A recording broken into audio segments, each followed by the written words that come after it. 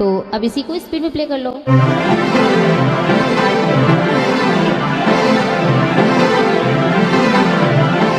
Hey everyone, Radhe Radhe, नमस्ते, प्रणाम। मैं हूं कंचन मणिरत्नम, यूपी प्रयागराज से। स्वागत है आप सभी लोगों का मेरे YouTube channel music career academy में। फ्रेंड्स, आज मैं आप सभी लोगों के लिए एक ऐसा एक्सरसाइज लेकर के आई हूं जिसको करने से आपका कीबोर्ड पर हाथ बहुत अच्छे से चलने लगेगा।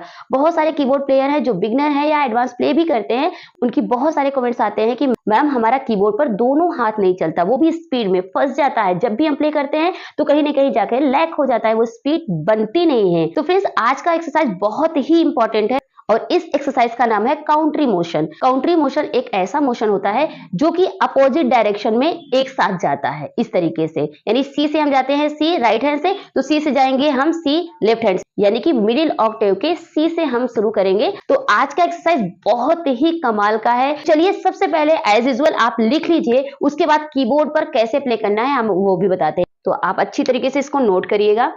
हम यहाँ पे सी मेजर स्केल में बता रहे हैं और देखिए ये लिखा ऐसे जाएगा, बहुत क्लियरली लिखिएगा, ध्यान से फिंगर नंबर सही रखिएगा और नोट भी आपका एकदम क्लियर होना चाहिए। तो सी से अगर हम जाएंगे, ये मध्य सप्तक का सी है हमारा, ठीक है। C D E F G A B C, C major का हम बता रहे हैं। तो सी से जब हम तार सप्तक के सी तक गए, ये हो गया मध्य सप्तक। अब यहाँ पे मंद्र सप्तक यानी लो ऑक्टेव, यानी कि B A G F E D and C. अगर इधर से देखें तो ऐसे C D E F G A B. ठीक, करना क्या है, अब देखो सी पे दोनों फिंगर नंबर आ रही है, यानी कि लेफ्ट, ये लेफ्ट हैंड है, ये राइट हैंड है, इसका फिंगर नंबर दोनों का सी नोड पर होना चाहिए। तो 1 2 3 1 2 3 4 5 राइट हैंड से, और यहां से देखो 1 2 3 1 2 3 4 5। अगर उल्टा देखा जाए तो 5 4 3 2 1 3 2 1। लेकिन हमें प्ले कैसे करना है, यहाँ पे यहां से शुरू करना है, इस तरीके से। दोनों थंब यहाँ लगेंगे, इस तरीके से। जब दोनों थंब हमारा लगेगा तो यहाँ पर अगर हम बताएं तो ऐसे 1 2 3 1 2 3 4 5 ऐसे जाएगा। यही पॉइंट जो है इस एक्सरसाइज का इंपॉर्टेंट पॉइंट है। देखिए फ्रेंड्स, यहाँ पर मैंने एक बात बताया और एक एक्सरसाइज लिखवाया, और इस एक्सरसाइज को अगर आपने समझ लिया तो आपको ऑटोमेटिक बहुत सारे एक्सरसाइज अपने आप मिल जा रहे हैं। जैसे 1 यहाँ हो गया, 2 3 4 5 6 7 8, फिर ये 9 10 11 12 13 14 एंड 15 लेसन अपने आप आपको मिल जाएंगे। कैसे कि सी मेजर के बाद D major, E major, F major, G major, A major and B major. ये 8 यहाँ हो गया, फिर 9 यहाँ हो गया। अब माइनर में भी सेम है, C minor, D minor, E minor, F minor, G minor, A minor and B minor. देखिए यहाँ लिखा है सेम फिंगर नंबर, यानी कि लिखा ऐसे जाएगा, राइट का सेम फिंगर नंबर रहेगा, लेफ्ट का भी सेम फिंगर नंबर रहेगा। लेकिन यहाँ पर इस बात का ध्यान रखना है कि अगर डी मेजर आया तो डी मेजर के जो नोड है ना वो चेंज हो जाएंगे। जैसे हमने सी मेजर बताया, तो डी मेजर आपको आता है ना, आना ही चाहिए। नहीं आता है तो आप सीखिए, सारे स्केल सीखिए। मध्य सप्तक मेरे चैनल पर सारे स्केल मैंने सिखा रखा है, अगर नहीं आता तो पहले वो सीख लीजिए, तब आप इसको सीख पाएंगे। तो यहाँ क्या है, सी मेजर है ना, तो यहाँ पे डी मेजर हो जाएगा। डी मेजर के सारे नोटेशन अलग अलग हो जाएंगे और फिंगर नंबर जो रहेगा हमारा सेम रहेगा। तो बहुत इंपॉर्टेंट है। एक एक्सरसाइज बताया, 15 एक्सरसाइज अपने आप घर पर आप कर सकते हैं। कुछ करने का जुनून है अगर आपके अंदर, तो अपने आप आज इसको लिखेंगे आप, उसके बाद ये पूरा लिख डालेंगे और ऐसे ही आपको बना लेना है। जैसे मैंने सी मेजर बताया, तो अब डी मेजर आप बनाओगे खुद से, डी मेजर का नोटेशन लिखोगे। मध्य सप्तक से आप यहाँ लिखो और मध्य सप्तक का डी लिखो, डी के बाद जो नोटेशन होते हैं डी के यहाँ तक लिखो, तार सप्तक का, उसके बाद यहाँ से डी शुरू करके मंद्र सप्तक का भी लिखो। फिर उसके बाद इसके नीचे finger number same to same रहेगा। अभी हम कीबोर्ड पर आपको करके भी बता देंगे, लेकिन आपको यहाँ पर ध्यान देना है कि जब तक आप सी मेजर को नहीं सीख लेते तब तक आप आगे नहीं बढ़ सकते, इसलिए इसको सीखना बहुत जरूरी है। अगर आप कर लेते हैं दैट्स वेरी गुड। मुझे बताइएगा एक हफ्ते के अंदर अंदर कि आप मुझे बताइएगा कि एक एक्सरसाइज करने के बाद आप इन 15 को कर पा रहे हैं। नहीं कर पा रहे होगे तो मुझे बताइएगा, मैं फिर से भाई मेहनत कर दूंगी आप लोगों के लिए, वीडियो बनाऊंगी और क्या करूंगी, 15 वीडियो बनाना पड़ेगा। फिर अगर आप एक वीडियो को सीख करके 15 कर लेते हो तो मेरी मेहनत बच जाती है। बाकी अगर नहीं कर सकते हो तो मैं आपके साथ मेहनत करने के लिए तैयार हूं। आप अच्छी तरीके से फिंगर एक्सरसाइज पर काम करिए और कमेंट में मुझे बताइएगा जरूर कि आप इस तरीके से कर पा रहे हो या हमें फिर से लिखाना पड़ेगा। तो चलिए अब इसको कीबोर्ड पर देखिए कैसे प्ले करेंगे। देखिए फ्रेंड्स, आपको सी हमने बताया ना कि सी मेजर स्केल अगर हम देखते हैं तो CDEFGABC सबको पता है सी मेजर स्केल। इसका राइट हैंड का 1 2 3 1 2 3 4 5 सबको पता है। नहीं पता है तो यहाँ हम बता भी दे रहे हैं। 1 2 3 1 2 3 4 5 होता है, वापस 5 4 3 2 1 3 2 1 ये होता है। लेफ्ट का क्या है 5 4 3 2 1 3 2 1 1 2 3 1 2 3 4 5 ऐसे हम करते हैं। सो फ्रेंड्स, वीडियो में आगे बढ़ने से पहले आप सभी लोगों से मैं रिक्वेस्ट करती हूँ कि प्लीज़ इको को इग्नोर कर दीजिएगा। कीबोर्ड में जो हम बता रहे हैं उसकी वॉइस क्वालिटी अच्छी आए, आपको अच्छे से समझ आए हर चीज़, इसलिए इको हम कंट्रोल नहीं कर पाते हैं। लेकिन अगर आप इग्नोर करेंगे ना, सही इंटेंशन के साथ देखेंगे तो आपको बहुत कुछ सीखने को मिल जाएगा। Please ignore the echo. चलिए वीडियो में आगे बढ़ते हैं। हमने आपको लिखवाया है कि सी पे इस तरीके से 1 मतलब ये होता है थंब, यानी कि लेफ्ट का भी थंब होगा, राइट का भी थंब होगा, इसको 1 बोलते हैं। लिटिल फिंगर को हम 5 बोलते हैं। तो 1 2 3 4 5 ये हो गया, 1 2 3 4 5 ये हो गया। तो हमें करना क्या था कि अपोजिट डायरेक्शन में जाना है, इसी को बोलते हैं काउंट्री मोशन। यानी कि हम सी से जाएंगे राइट साइड से, राइट तरफ, और सी से मध्य सप्तक में असेंडिंग ऑर्डर में जाएंगे, और सी से लेफ्ट हैंड के साथ हम डिसेंडिंग ऑर्डर में जाएंगे। समझ रहे हैं? यह अपोजिट डायरेक्शन में काम करना है इस तरीके से। लाइक आपको ध्यान देना है, इधर से 1 2 3 करेंगे, इधर से भी 1 2 3 करेंगे, इधर से 1 2 3 4 5 करेंगे, तो इधर से भी 1 2 3 4 5 करेंगे। यही इसका खास बात है कि फिंगर नंबर सेम है। कैसे?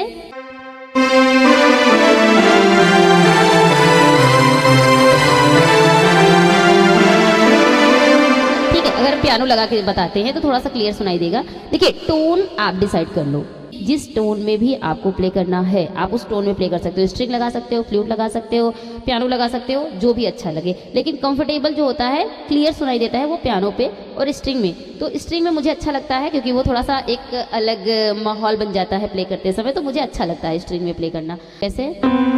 तो सी पे किया तो सेम इस तरीके से। अब कहेंगे कि मैम एक साथ दोनों नहीं आ रहा है, तो आप आगे पीछे कर लो ऐसे, ये इस तरह से। ठीक, तो ए, तो 1 2 3 1 2 3 4 5, पहले स्लो स्लो, फिर वापस 5 4 3 2 1 3 2 1।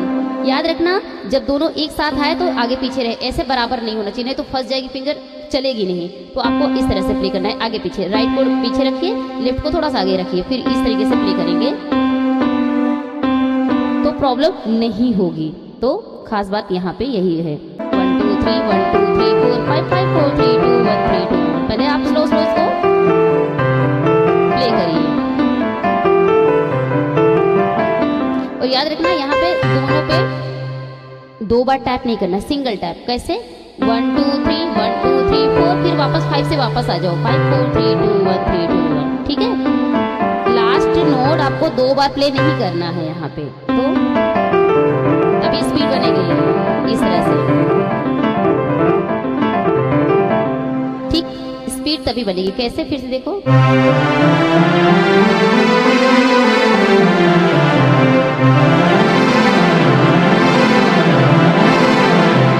ये स्पीड लाने के लिए पहले स्लो स्लो प्रैक्टिस करनी है। पियानो में बता दे ताकि वो क्लियर हो जाए।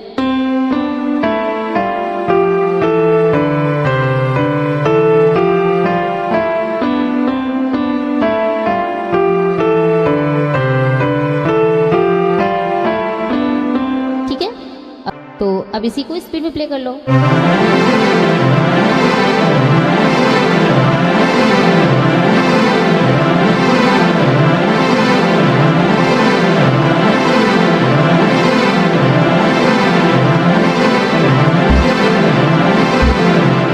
प्रैक्टिस करो कि आपका यहाँ से हाथ दर्द जब तक ना होने लगे ना, तब तक छोड़ो मत। क्योंकि क्या है कि आप लोग थोड़ा थोड़ा प्ले करने लगते हो तो थोड़ी सी स्पीड बन जाती है, तो लगता है कि आ गया, आ नहीं गया। जब तक आपके फिंगर में दर्द ना हो तब तक आप प्ले करते रहो। देखिए, जब आप प्ले करते हो ना तो फिंगर दर्द नहीं करती है ज़्यादा, यहाँ के मसल्स दर्द करने लगते हैं यहाँ से बहुत ज़्यादा, यहाँ के। तो यहाँ के मसल्स जब स्ट्रांग होते हैं ना, जब आप एक्सरसाइज करते हो तो ये चीज़ यहाँ से स्ट्रांग होने लगती है, यानी कि यहाँ पे वर्क पड़ता है, तो ये मसल्स दर्द होती है। तो दर्द होने से डरना नहीं है। जो डेडिकेटली प्ले करते हैं उनको यहाँ से स्वेलिंग भी आ जाती है, जैसे कि मुझे स्टार्टिंग में आ जाती थी, यहाँ से स्वेलिंग आ जाती थी, लेकिन इससे डरना नहीं है। जब हैंड दर्द करना शुरू कर दे तो आप रुक जाओ थोड़ा सा, उसके बाद फिर सिंगल हैंड प्ले करो, या थोड़ी देर रुक जाओ, उसके बाद जब हाथ थोड़ा सा सही हो जाए फिर प्रैक्टिस करो। तो बहुत ज़रूरी है इस तरीके से प्ले करना।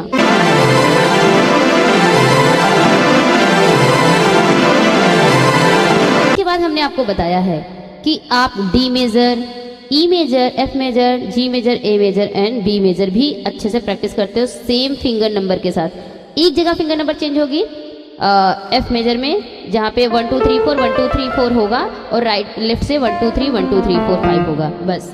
बाकी हर एक जगह सेम फिंगर नंबर लगेगा। अब मान लेते हैं जैसे डी है, तो डी मेजर अगर आपको आता है इधर से भी तो सेम है। तो ध्यान दीजिएगा कि डी मेजर का क्या होता है, D E F sharp, G A B C sharp D. इसमें वापस आएंगे तो D C sharp B A G F sharp E and D. तो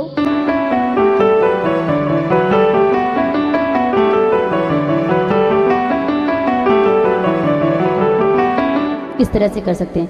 अब ई मेजर में यहां से अगर करेंगे तो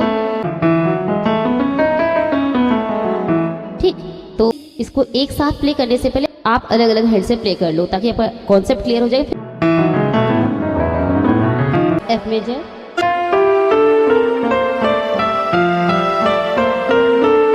अब इसके आगे जी मेजर है तो लेफ्ट हैंड से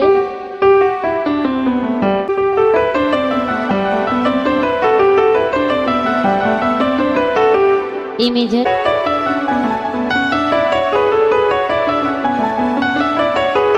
ठीक है। अब बी मेजर, बी मेजर में फिंगर नंबर चेंज होगा, थोड़ा सा यहाँ पे ध्यान दीजिएगा। क्या है कि 4 3 2 1 4 3 2 1 होगा, जैसे कि एफ में चेंज हुआ था वैसे ही बी में चेंज हो रहा है। राइट का तो 1 2 3 1 2 3 4 5 है, सही है, लेकिन लेफ्ट में 4 3 2 1 4 3 2 1 होगा, बस इतना चेंज होगा, बाकी कहीं कोई दिक्कत नहीं है। सो फ्रेंड्स, आप सभी लोग इसको बहुत अच्छे से प्रैक्टिस करो।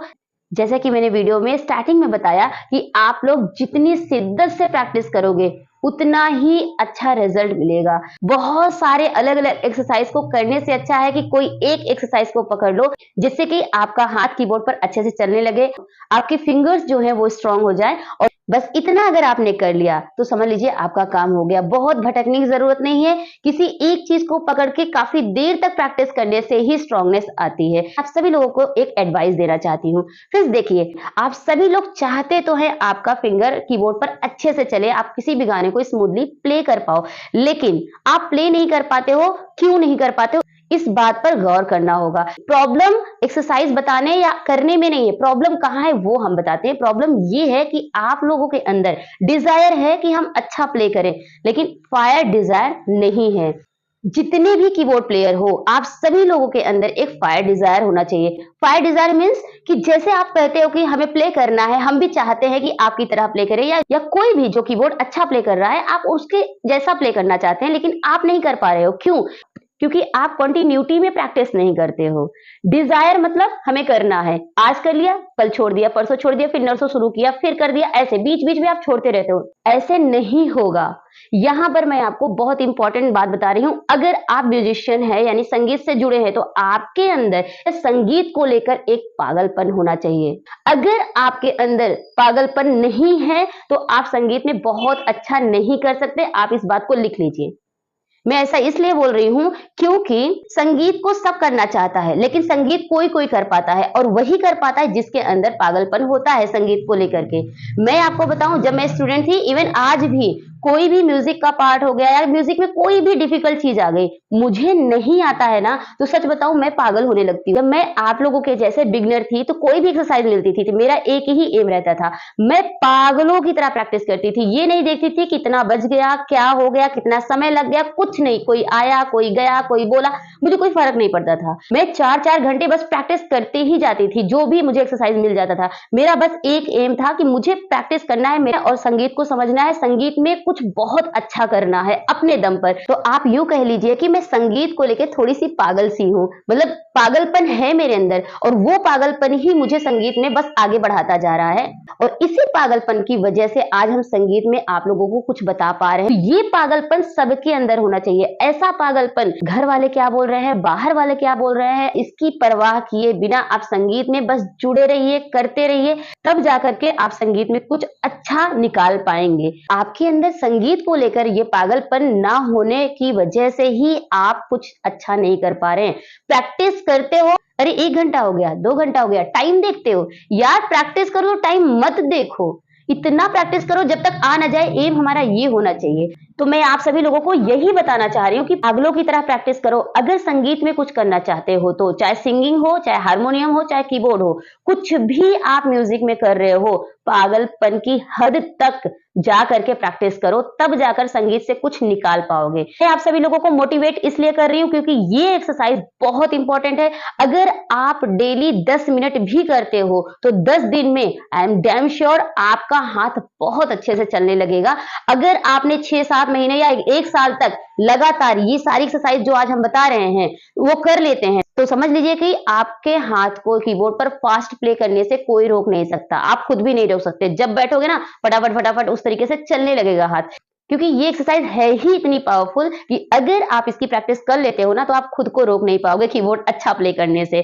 तो फ्रेंड्स, ये रहा आज का वीडियो। कैसा लगा मुझे कमेंट करके जरूर बताइएगा। आप मेरा वीडियो कहाँ से देख रहे हैं, किस सिटी या कंट्री से देख रहे हैं, प्लीज मेंशन जरूर करिएगा क्योंकि आपका एक एक कमेंट मेरे लिए मोटिवेशन का काम करता है। अगर आप नए हो तो चैनल को जरूर सब्सक्राइब कर लीजिएगा, बेल आइकन प्रेस कर दीजिएगा। हाँ, नए पुराने जितने सब्सक्राइबर हैं सभी से रिक्वेस्ट है कि प्लीज यार वीडियो को शेयर कर दीजिए। जितना आप वीडियो को शेयर करेंगे उतना ही लोगों की मदद हो पाएगी। तो चलिए हम मिलते हैं एक नए वीडियो में एक नए टॉपिक के साथ। तब तक के लिए टेक केयर, बाय बाय, जय हिंद, वंदे मातरम, राधे राधे।